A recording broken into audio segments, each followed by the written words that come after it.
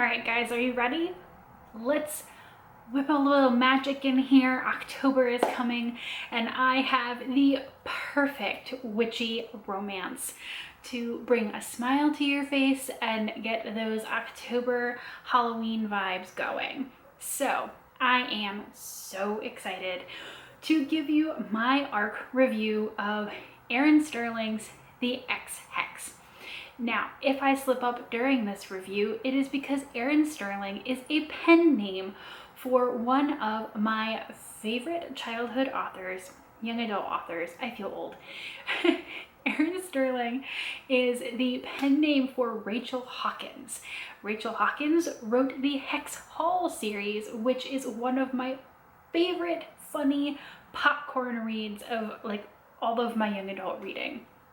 So when I heard that Rachel Hawkins was doing an adult romance called the X Hex, which includes the words Hex, Hex, Hex Hall, I had to request it. I don't do a lot of paranormal romance, but I just knew that Rachel Hawkins, aka Erin Sterling, would just make my heart happy. And you know what? I was right. So once again, this is a ARC review. I was granted an ARC of this book from the publisher via Edelweiss, so I would like to thank them for giving me a free review copy for my fair and free honest review.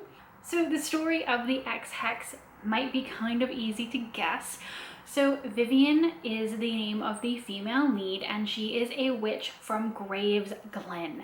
Graves Glen it's a fictional place, but to me, living in Massachusetts, it really reminded me of Salem, Massachusetts. It is a place where October is the big season. There's a lot of history with witches and the supernatural, and that also means that it's kind of a tourist trap in October in that sense. So Vivian is a real witch, and she lives with her cousin and her aunt, who own a store that caters both to real witches but also people who are not actually witches who are feeling witchy. It's also the home of Penn Hollow. This is a university named after the town's founder, where there is a non-magic side of the university and a magic side. And Vivian, for most of her life, didn't know she was a witch. Her mom didn't want to have anything to do with it. So when her parents died and she moved in with her aunt and her cousin, all of a sudden she was like, whoa, witch. But she's not very comfortable with it. She teaches regular history classes at the university.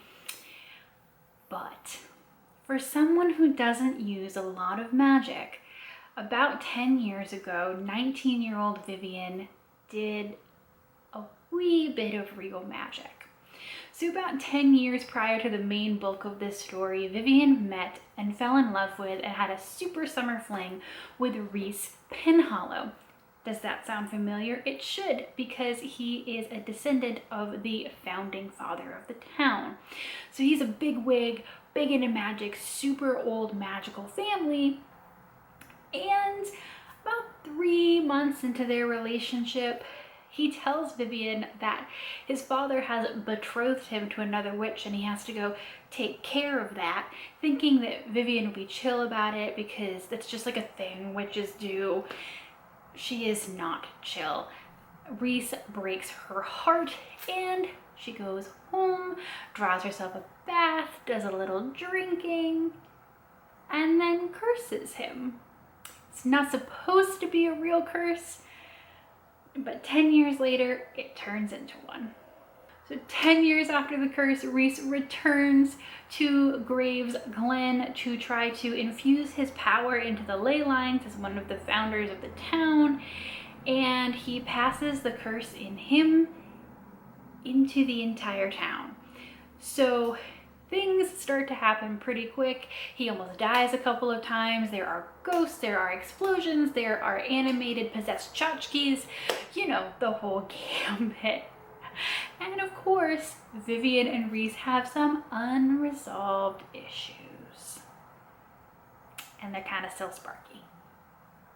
In terms of the plot, I was thinking that as this one went along, it would have a little bit more tension in it, considering that there is a curse. Reese might die, the town might die. The terms of the curse are not very clear, and a lot of things get worse very fast.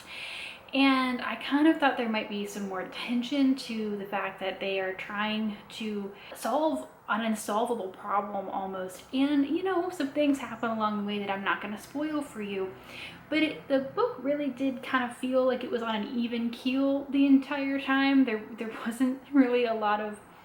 There was even a time limit, but there didn't seem to be a lot of, like, urgency to the plot, which is fine. It's a romance novel, but if you were looking for that in this, it's not really there.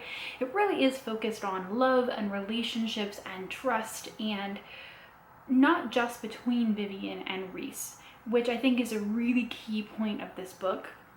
There is a side plot with Reese and his father, Reese and his brothers, and their entire relationship to their family and their family legacy. And also Vivian to her now dead parents, and to her cousin and her aunt. So there is like a family feeling to this book, but I do wish, again, that had been fleshed out a little bit more. Vivian's sister, for example, has something going with the mayor of the town, whose name is Jane, who shows up at like random times, and it's clear that there's something going on there, but it's not really talked about. I don't know if there's going to be another novel related to this. It feels like there might be, but I don't know that. So again, I just wanted a little bit more. And her aunt is also apparently really powerful and just kind of operates on the periphery. So there was an attempt to make it a family storyline, and it was to a certain extent, but I think that more could have been done with that. The focus is definitely on Reese and Vivian and their relationship. Hex aside, it did kind of seem like they forgave each other kind of easily, but at the same time, when they're talking about it, it kind of seems like they also just kind of broke up in a huff. So there wasn't like lingering, like, I don't want to say anger, because they were angry, but there wasn't like a lot of wounds left. It was a 3-month fling that was a very deep love, but they were 3 months into it and at 19, and things happened and they broke up, and then he went back to Wales and they haven't seen each other. So on the one hand, I was sad that it was kind of just a single layer X thing, but on the other hand, it was nice to not have this like drawn out, wow, you guys need a lot of therapy and maybe you shouldn't get back together. Like, I could be happy that they got back together, which sometimes in second chance romances, I'm not sure some of these guys should get a second chance. I'm just gonna be honest with you. I didn't feel that here. I really liked Reese and I really liked Vivian. The key point of any Rachel Hawkins book is the humor. She is really, really good at making me laugh. I can find a book funny and not laugh out loud very easily.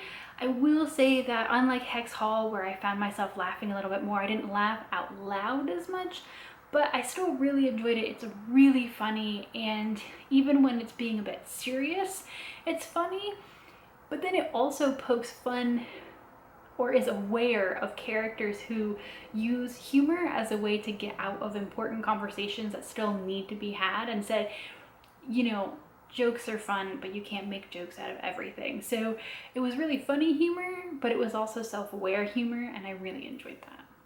All in all, I think that this book is a perfect read for the upcoming fall season. If you are feeling a little bit witchy, if you want a little bit of witchy magic in your romance, this is a great book. It's, again, not a lot of tension. I could have done with some better character development at the periphery, but it's funny, it's cute, and it just feels very fall. It takes place literally in October, so 'tis the season. And I just love Rachel Hawkins' stuff. It always makes me happy. So I've never been super disappointed in anything she's written.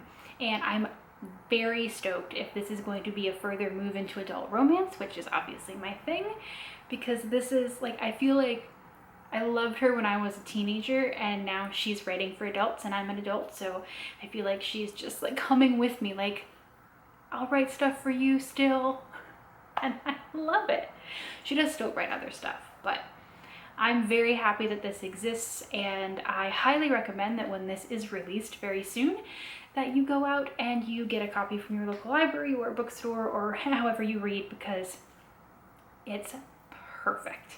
Just the perfect light fall October read. So I hope that you guys enjoy. If you have other recommendations for funny paranormal romances, I would love to hear them. Again, I tend to read a lot of contemporary and I don't have to. So if you can think of books that sound something like the X Hex that I might enjoy, leave them down in the comments. Otherwise, I will see you guys next time. Bye.